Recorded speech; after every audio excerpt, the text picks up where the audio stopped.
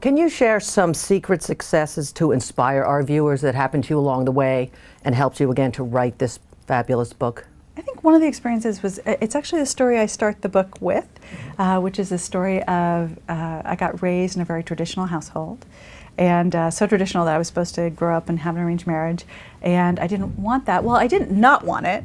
I wanted to make my family happy, but I also wanted an education.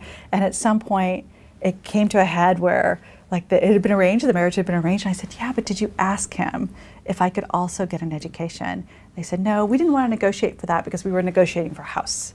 We didn't want to put too much, on the table. And I said, yeah, but if you ask him, of course he'll say yes, and then it will buy me a year or two of my life back where he sort of knows what it is I want to do next. And because in traditional Islamic households, you're not allowed to talk to your prospective groom. And I was trying to just get somebody else to advocate for my interests. And at one point, my mother and I are having this standoff. And remember, I've been raised in America. So I take a box from close by, I put 5 books and 1 outfit, no toothbrush, and I walk out the door and I say, well, I'm the product. And so you can't make this deal without me.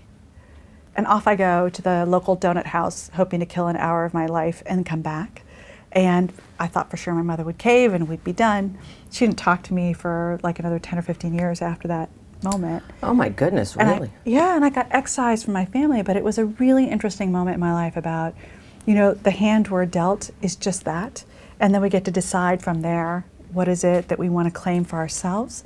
What is it that matters to us, and how do we assert ourselves into that narrative of our life?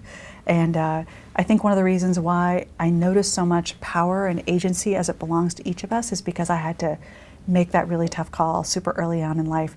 And then I noticed the people who are really able to accomplish big things, it's because they were able to assert themselves into the narrative of their own life.